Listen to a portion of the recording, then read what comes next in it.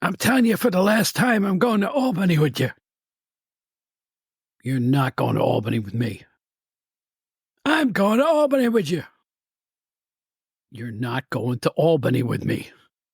I'm going to Albany with you, you son of a... You're not going to... I guess I'm not going to Albany with him. It's the outdated wrestling. Hour.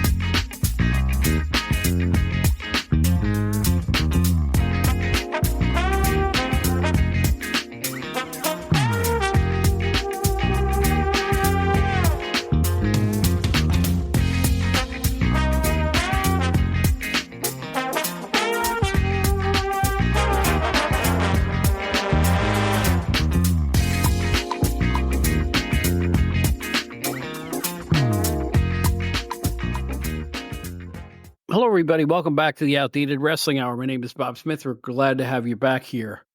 This show is going to be about the upcoming International Pro Wrestling Hall of Fame 2024 awards ceremony. It's going to be on October 13th in Albany, New York. Our special guest is the Hall of Fame Seth Turner, and I'm going to be there. Why? My buddy Bill Apter is getting an award, and we're going to talk all about this stuff. I'm going to be there earlier in the day, too, doing something official at the Hall of Fame. So I'm going to be involved with it. And I'm really looking forward to all this. We're going to tell you all about it in just a moment or two. So get yourself your snack, your beverage. It's going to be Hall of Fame Day here at the OWH. Be right back. Our usual 30-second spot, and then on to all the action with Seth Turner in the International Pro Wrestling Hall of Fame. I'm going to be there, and I wouldn't miss it for the world. I want to see you there, too. So we'll be right back with all the info.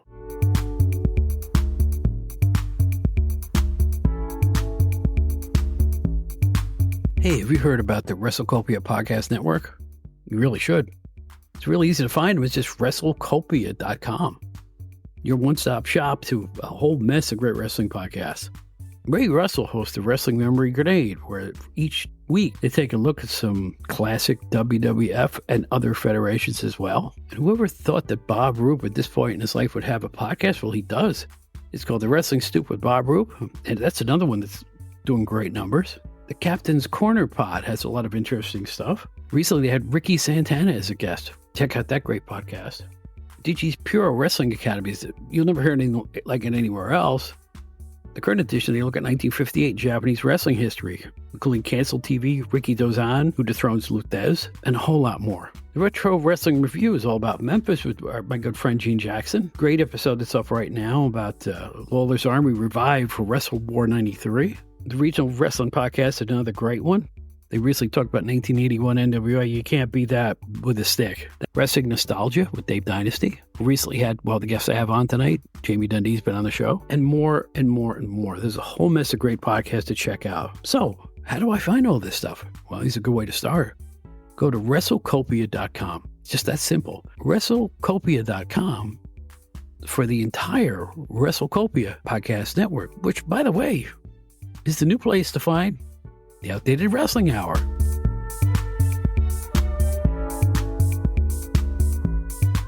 Folks, I'm excited for about 5 different reasons right now. On October 13th, there's going to be a huge event in the region I grew up in. I talk about the Washington Avenue Armory on practically every show I've ever done. Growing up watching the old WWF with Bruno and Pedro and Baron Cicluna and all those, Dominic DeNucci and that whole bunch. And there were memories I will always cherish, to be honest with you. And I look for excuses to go back up to that area. I'm originally from Catskill, New York. And for some reason, it's only in the last couple of years I have even found out about the International Pro Wrestling Hall of Fame in Albany. The more I find out about it, the more excited I got. And this year, a good friend of mine is going to win an award at this particular event on October 13th. And I'm like, I got to be there. So I recently got some tickets and I'm going to go. And yes, come out and see me if you're coming to the event. And I'll tell you what, I'm excited about this event because there's going to be some great stars there. But enough of my yakking. I want to introduce Seth Turner, the president of the International Pro Wrestling Hall of Fame. Seth, thanks for being here. I really appreciate it. Bob, it is my pleasure to be with you on the Outdated Wrestling Hour and to be talking all things pro wrestling and about the museum that we have located at the MVP Arena in Albany, New York, formerly the Knickerbocker Arena, the Mm-hmm. location where Ric Flair won the 1992 Royal Rumble with a tear in his eye, the same location where Stone Cold Steve Austin drove a beer truck and soaked Vince McMahon and The Rock, the same arena where the first Money in the Bank briefcase was cashed in as Edge beat John Cena for the WWE title. And so much history in Albany. I'm glad you talk about the Washington Avenue Armory, but really the history of wrestling in the Capital District is as old as America itself. And so we can lay claim just as well as any other area in the United States of America that, hey, this is a haven of pro wrestling history, and the days in which the railroads and the canals all met in that area. Wrestling's been going on in the Capital District, and we're proud to be able to represent it at our museum. We have artifacts that include Gorgeous George's hair curling machine, a ring bell from WWE that's traveled around and been in every place that pro wrestling could be in the modern era, turnbuckle pads. How about when we go old school? Let's go George the Animal Steel, right? Keller Kowalski, Superfly Jimmy Snuka. We've got a world championship belt that's was well over 100 years old that was donated by the family of Ad Santel. And with it was the scrapbook of Ad Santel that he maintained, or his family or wife, or however it was put. So we've digitized that, made it available to the public. If you go onto Amazon, it can only be available in digital fashion. And the reason is because this scrapbook is so large in reality that we couldn't print it.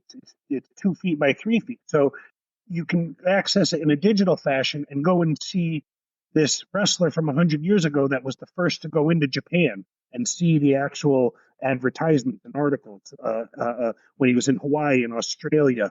If you want to know about Santel, he was involved in the Hackenschmidt Gotch matches. He was the hooker who Gotch hired to go into Hackenschmidt's training session and maybe twist him up before the second match in Chicago. So when we're talking pro wrestling history, particularly in the United States of America, we go right back to the core. But again, we've got all what makes a Hall of Fame, and this is what I understood from the beginning. It's the plaques. A Hall of Fame is those Hall of Famers. And so let's make sure that we do the very best. And what we did, myself, Mike Lanuto, Joe DeFino, I'm going to include Rocky Soulman Johnson, was a dear friend who helped in planning this. Greg Wachtel, Mike Viscosi. Can't say enough about James J. Dillon early on in our creation, and all kinds of input from the wrestling world. But the bronze plaques, what I did, I went to Yankee Stadium and I went to Legends Field and I said, "Who did your bronze?" And I contacted that company. Okay, so maybe I'm from the Northeast and maybe someone is not a Yankee fan, but at least you have to respect. I was trying to go to the very best of the best because that's what I want representing professional wrestling. Because let's talk, pro wrestling is not seasonal. It's on all the time. It's on in more countries than any sport that's on TV in America. It is having a greater impact on the gross domestic product than almost any export in the U.S. So when you start to think about these things and these concepts, when we talk about our inductees, Harley Race, Jack Brisco, Ad Santel, Dusty Rhodes, Kurt Angle, El Santo. And then let's get to Bill Apter, Bob. Let's talk about him in just a moment. Let's put him over. And how about Mario Savoldi? Let's put over Mario Savoldi. And when we talk pro wrestling history, this is world history. When I say Mario Savoldi, His father, Angelo Savoldi, was not only a world champion wrestler, but this is well documented. In World War II, he was a spy who continued to go into Italy to help convince them to shift sides and join the Allies and eventually push the Nazis out. So remember, pro wrestling history is world history. When I talk about Ad Santel going into Japan, I want you to think of that concept of what Japan was 100 years ago. You didn't go into Japan. And you certainly didn't go in and take on their judokan and try to twist them up and choke them out. And then the derivatives of what he did is what now affected all of what's current modern mixed martial arts, because he taught that judo to the very same forefathers who then that derived into Brazilian style Gracie style. Bob, I'm so glad you're coming up and being part of it, because you're going to see firsthand. You get out of it what you put into it, and Mm-hmm. you're going to be around some pretty incredible people. But to be clear, if people are going and saying, "Oh, I want to meet this great wrestler, that great wrestler," no. What we do is, last year I had the Gagne family. I've had the Jarrett family. Okay, we're going to have Harley Race's son. We're going to have Ad Santel's grandson. Are we going to have wrestlers? Absolutely. But you better have just as much respect for everybody who contributes. And it's more than just those guys in the ring, it's everyone. And that's what this is all about. And so there will be great wrestlers. And I'm not going to run down who they are, because again, they're all important. They're all significant. I always say that I have as much respect for Gene Ligon as I do for Ric Flair. I have as much respect for Frank Williams as I have for Bruno Sammartino. Anybody who could become a professional wrestler, it's probably one of the hardest sports to become professional doing. And people give up their entire lives to learn it and live the lifestyle afterwards. So I respect them all. To me, they're the greatest athletes on the planet. I don't know how you feel about it, and this Hall of Fame, I think, the fact that you would put a catch-as-catch-can wrestler in this year's, like Ed Santel, like you said, that impresses me, because you're not looking at it from the myopic, who's the biggest star type of thing. You're looking for the influence the wrestlers had in the decades that ensued afterwards. And I think that's really great. Yeah, Bob, and to be clear, what we do is we rely upon a ballot committee, which is very separate from our executive committee. And the ballot committee puts together a selection, which is then mailed out to 40 to 50 different contributors to the business, wrestlers, writers, those in the business. And then we sort it out after. So we don't really control who gets in. The control I do have, though, is selecting then the award winners, right? And so that's where, because we know and recognize that no matter what, your ballot system will always have flaws, but there are individuals that we can't ignore. We give out in memory of our one of our first board members, Rocky Soulman Johnson. We give out the Rocky Soulman Johnson Medal of Metal Award, and that is for someone who has overcome significant adversity. So we're recognizing Corey Wise, who is part of the Exoneree Five, those who were wrongfully convicted of a crime and did decades in prison. And so anyway, we'll tell that story, and helping us with that will be the Godfather will be with us in helping to recognize Corey Wise. Mario Savoldi, we will be giving a Trailblazer Award. And even though we could talk about Mario's contributions to the business as promoter and owner, and being the guy who set up the wrestling ring in Shea Stadium for Andre to take on Chuck Wepner and things like that, but Mario has undertaken the digitization, however you want to say it, of volumes and volumes of pro wrestling from around the world. That is the Savoldi Library.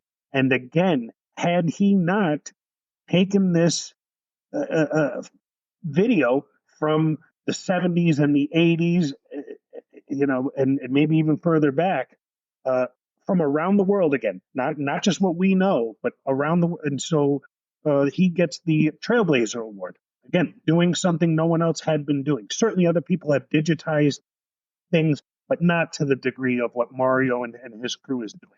He works with a great guy, Daniel Archambault. And then how about the Excelsior Award to the most deserving person, probably going in the Hall of Fame, and that's Bill Apter, a friend of yours, a friend of mine. Bob, I mentioned this to you on the phone quickly. Though I'd met Bill or been around him a couple of times, it was at the Scott Epstein Memorial Show back in 2014, I think, 10 years ago. And I committed at that point that we had to do a better job because I was there at this event. It was great. And it was wonderful what they did to memorialize Scott Epstein. But I was there with Ivan Koloff and Rocky Johnson, Tony Atlas, and Bill Apter and Nicole Bass and all kinds of great people. And I knew I can do a better job. No, nothing against the people who were doing it because they did a great job. Up and coming wrestlers like Anthony Bowens, who's now with AEW, was there. I distinctly remember this. Tommy Dreamer. And I just thought, I want to take this concept. If we ever get an opportunity, I know we can do it better. And that's what we try to do. It'll be a great party the whole weekend. There will be let me start with this, by the way, October 12th, Saturday, October 12th, at a studio wrestling show at an event at a place called the Linda, which is right up on Washington Avenue, about a block from the Washington Avenue Armory. And Dynasty Wrestling will be putting on a show on Saturday, October 12th at the Linda. And a lot of the superstars will be there, and they do a fantastic job. And the Linda, the audio visual of the entire place, it's great. So when you see it even afterward, that'll be a great time. But anyway, let's move to Sunday, October 13th from 12 noon until 3 p.m. at the MVP Arena. At the museum, we will be unveiling the bronze plaques for the class of 2024. We will be having panel discussions, meet and greets. It's referred to as a convention because, yes, it's not just your classic meet and greet. We do it upscale. That's the idea. That's the concept. Again, it's more about learning. And so we like to have, the cameras rolling, podcasts going, having people ask questions and capture the history. Because when you've got those wrestlers and you've got those people with the memory right there, record it. That's what we want to have happen. Then, so 12 to 3 again is the convention. And then it's 6:05 p.m., WTBS. That's Wrestlers Talking Before the Show. That is our cocktail hour. So at 6:05 p.m., it kicks off at the Desmond Hotel, very nice convention center. We held events in the arena last year. We're moving it back to the Desmond because we like, again, the way that the presentation goes. It'll be hosted by Bill Apter along with Matt Davis. They've been running the show the last couple of years. You also never know who's going to show up because we planned this almost to be a wrestling show without the wrestling. So that's what there'll be the ups and the downs and participation of all kinds of individuals. I highly recommend it. To those who do attend our dinner, they will be invited to a special event for Kurt Angle, who is getting inducted this year. Kurt's not available on our date of October 13th, but he will be coming in January, keeping the date quiet. You can only go to see Kurt physically getting inducted in the Hall of Fame in January if you come to our dinner on Sunday, October 13th. If you want to stick around for Monday the 14th, it is Columbus Day. So you have the day off of work. That's why we're doing this on a 3-day weekend. We're trying to make it easier for people. There you go. I saw the ad for the event on Facebook. I said, Albany. And then I looked at the list of inductees and said, Apter, come on, I got to go. Because I've been looking for an excuse. I ran into Bill last year at a convention in Philly. I didn't know he was going to be there. I should have known he was going to be there because he lives near Philly. And, we don't see each other as much as we used to. And it's always like old home week when we do get together. So I'm looking forward. And by the way, I called him and let him know I was coming. Oh, great. And he's like, oh, this is great. So we're really looking forward to it, both of us. So it's going to be a lot of fun. And I'm sure there's going to be a bunch of other people I haven't seen. Well, I actually worked with Mario Savoldi a little bit on 6 different television tapings. I did color and interviews in Hamburg when he was running the IWCCW at that point with Tony Atlas and all those guys. I will never forget standing in the same spot where interviews were conducted on the old Joe McHugh shows. In fact, Joe McHugh was the ring announcer for Mario for a while on those shows.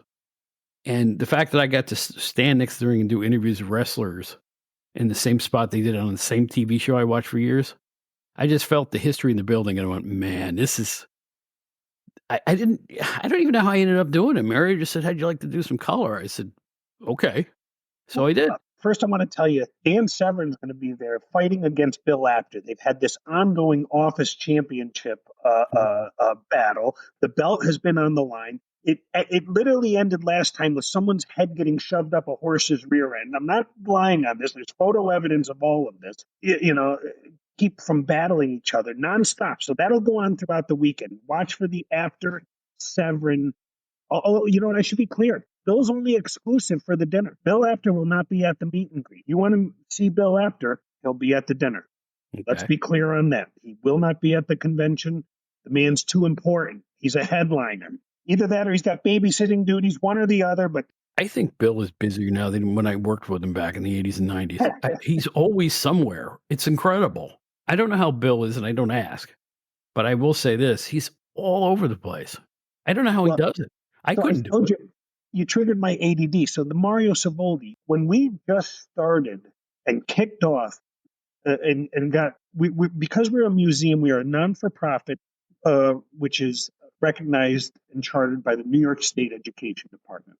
When we just were starting off, Mario Savoldi got a hold of me, and he said, "Seth, come on down. You need to meet me in New Jersey." I barely knew Mario, but I talked with him on the phone.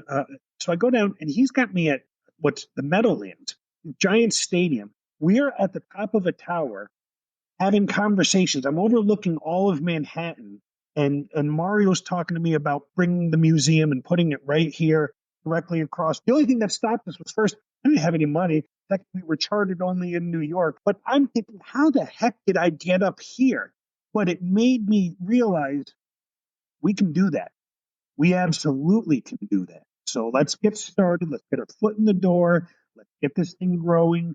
And nothing is too big. Nothing is too big. And so Mario helped to expand not only my mindset, but the mindset of everybody affiliated with us to say there are no limits to what we're doing. How long has the IPWHF been around at this point? How many years you've been doing this? Yeah, 2019 is when we were founded. So it's still fresh. The paint is still moist then. Oh, and imagine we got chartered December of 2019, and COVID hits by March of 2020. Our first events that we're trying to hold, all of them getting canceled. So now you're trying to start a business with nothing during COVID. So we had to scratch, claw, and survive, pull every trick, and all the entire time having lots of people to boo us. You can talk about it and say, "Oh, it's great and everything," and "Oh, it drives you and everything." It sucks. It sucks because you're getting bull crap for no reason because you're trying to do good things. But I don't know if you know this, some wrestling fans maybe have negative opinions of things. So Why would that be? Why you're gonna have to back up on this. I don't understand why you got flack. What happened? well, there had been the institution, the Pro Wrestling Hall of Fame, which started in Amsterdam, New York, and then went to Wichita Falls, Texas. There were people who were ardent supporters of those types of things, or you name it. There were a number of reasons that people would boo. But I prefer not to spend too much energy on it. It was just kind of a raw moment, Bob, when I did let my guard down and say, yeah, but it bugs you. And then it also drives you. It drives you, and it's been the driving force that's probably led to the success because there was no way people like myself and Menudo and DeFino and Wachtel, there was no way we were going to let people tell us we couldn't. Then the story of our organization leads to the county executive, Dan McCoy of Albany County. He caught wind of what we were hoping to do. He had the concept that there was going to be room in the atrium of the MVP arena, and he asked if we would go and check it out and what our thoughts were. Mike Lanuto and I took a drive up to the arena, and we were cautiously optimistic, hoping we could pull this off. Albany County Executive McCoy and the Albany County Legislature, and from our side, we had one of our board members, Bushwhacker Luke, and he helped us to secure the we have 1,500 square feet of space, and with really cool pro wrestling historical items. We get visited by the wrestlers of WWE and AEW when they come into the arena. Now it's at the point where I get told by others in the business that they can't wait to come visit. Nice. So obviously there's cooperation with those organizations at this point, that's pretty good. Right now there's very few horses in the stables, so that's a nice touch right there. Yeah, so Bob, you had actually asked about one of the, who would be negative. So one of the things that took place a couple of years ago, but this was instrumental, and I want you to think of what it meant for a fledgling organization. The TV show WWE's Most Wanted Treasures had started up on A&E Network, and in the second season, they came to shoot an episode at our museum, so you can find this. And we didn't know who it was going to be, and it was Trish Stratus and Lita. By the way, there's worse things in life to do than to have to spend 12 hours with Trish Stratus and Lita. But they were searching for Mae Young's crown. What ended up happening was we maintained ownership of the crown, and we loaned it to WWE. They in turn loaned us the money in the bank briefcase, and certainly so we started to take flack that people said, "Oh, why would you give this away?" Well, we didn't. We've maintained the ownership. And not only that, with that collaborative relationship, we work directly with WWE and, by the way, NWA and AEW and any of the major organizations. When you come, Bob, there will be artifacts that I'm going to be quiet about now because I want you to have that wow factor that are coming directly from the archives of WWE, in which we have a collaborative relationship that, in essence, anything within reason that we want to display, we'd like to do this. We want it up for a short period of time and then draw the people in and then get them out of there. All right. And you'll see what I'm talking about. And you're going to say, oh, wow, that's pretty cool. All right. Challenge accepted. So this all sounds like it's going to be a real gas for a whole mess of different reasons. The history, the people. Like I said, I know I'm going to see people I haven't seen in a long time, which will be really exciting for me. Tell folks how they can get their tickets, where to go, your website. You've got carte blanche. Just Sure. hype yourself because I want to see people show up for this in droves. Thank you. Go to prowrestlinghall.org or prowrestlinghall.net. It's the same place, but prowrestlinghall.org, or find us on any social media. Just look for the International Pro Wrestling Hall of Fame. But also come and visit us. This Tuesday, Jelly Roll will be in concert, and so we'll be open for the Jelly Roll concert. By the way, let's talk about this. Our museum, and I'll put us over, by the way, just find us on social media. Okay, it's a modern era. Google the Hall of Fame, Pro Wrestling Hall of Fame. Look for whatever the heck you need to do. MVP Arena. Find us if you love pro wrestling. If you like wrestling, you found your tribe if you find us, and there's nothing but good times. Well, we're really doing the same thing, this show and the Hall of Fame, because we're giving thanks and showing our appreciation for the stuff that thrilled us when we were younger. That's basically, the name of the show is The Outdated Wrestler, but in our case, outdated just means classic. It's a goofy way of saying classic. And that's what you're doing the same thing. Bob, let me tell you what happened last year at our event. Well, first I'll say, okay, surprise guest, Mark Henry, World's Strongest Man, out of nowhere. He decides he's going to hop on a plane and come, and he's got his son, Jacob, who's now going into the business. So again, you get to see the stars of tomorrow because Jacob Henry's now signed with WWE. You could have met him last year. When I had the Nasty Boys there, and I couldn't have planned this, and Greg Gagne was coming, and I didn't know that the Nasty Boys had such a background in AWA, and when you see the reunion of these guys 30 and 40 years later, and all they're doing is sitting back, telling these stories, laughing, and hear the boys start ribbing each other. You hear Bill Apter doing his Bill Apter interviews that are just the same today that they were yesterday, but they won't be here tomorrow. So you got to get there, and why? What are we trying to do? Keep the lights on, keep the rent paid, keep it so that when you want to come and do a tour, we're there and you can come and see all of this classic pro wrestling history. The owner of the NWA to Triple H, who spent a half an hour touring our museum and soaking it in and giving us the point. Bruce Pritchard's, who should be there? Everybody. Then you get the local guys. You got Fox Vineyard, who's a great wrestler out of Waterville. coming right out of the Capital District is Spice Ranger, Michaela Sparks, who's wrestled at WWE and AEW, and you'll be meeting other people who will be aspiring, because this is how the business works. I think, like Bill Cardell said on the old WWF TV shows in 1971, it's an event where anything can happen, and usually does. So I think people will really be missing out if they do not attend. So I hope you picked up all that information. Seth, it's been great meeting you. It's going to be great meeting you in person in a few weeks. I'm really looking forward to this wholeheartedly, because this is going to be a blast. Folks, this is Seth Turner. Go to the website. And you know what? Come out and meet us. Come to Albany and meet us, because this is going to be a gathering of friends and acquaintances, and you're not going to want to miss this. I really want to encourage people to do it, because, look, I don't want it to be about me or any individual. It's about the museum in its totality. It's about the Hall of Fame, and it is about honoring Harley Race and Jack Brisco and Ed Santel and Dusty Rhodes and Kurt Angle and El Santo. Okay, and when I tell you, it's going to be a great time with great people. When you come the first time, you'll keep coming back year after year, because you'll understand what it is and what it's all about. It's first class all the way. There you go. I couldn't have said it better. Folks, get out to the Hall of Fame. Seth, thanks again. Thanks for being here. Thank you, Bob.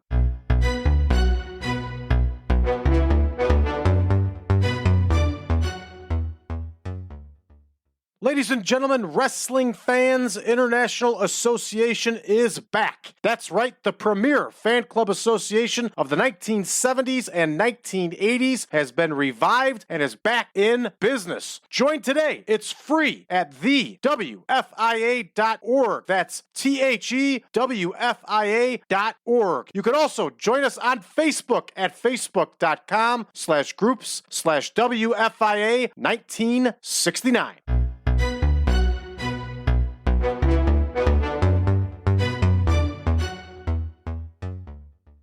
So there you have it. Everything you need to know about this year's International Pro Wrestling Hall of Fame weekend of October 13th. You're not going to want to miss it. For all the information, we'll make it really easy for you. Log on to prowrestlinghall.org.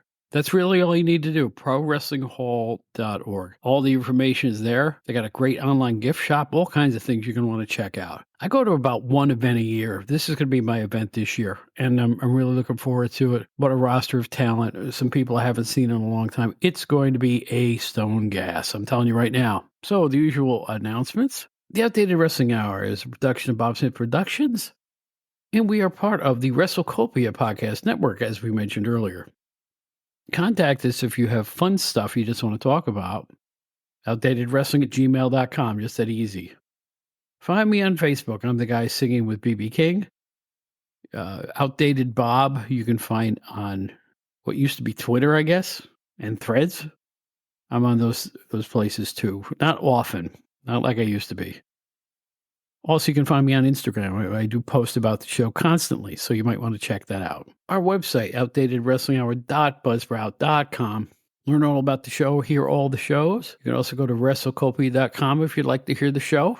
It's listed there as well. We're easy to find. If you get really lost, type in Outdated Wrestling Hour in your browser, bing, bang, boom, baby. You're right there. So everything is going swimmingly. We got a lot of great stuff coming up. We hope you really enjoyed this show about the Hall of Fame. I will be at the Hall of Fame on October 13th. I'm really looking forward to it. Those are my stomping grounds. If you're from Catskill or Albany, come out and see me. I mean, I'm going to see a lot of old friends that weekend. It's going to be a blast, and it's going to be one of wrestling's proudest days. So I really think no matter where you are in the country listening to this, come on out to Albany. It's going to be a lot of fun. It's a beautiful venue, too. And the Hall of Fame itself is spectacular. You're going to want to take part in all this. Just contact them there on the website. Get all the info you need. So for now, I'm Bob Smith. I had a wonderful time this time. I hope you had fun listening to us, too. Please tune in and subscribe wherever you get your podcasts. As Ringo Starr says, peace and love, brothers and sisters. Peace and love, baby.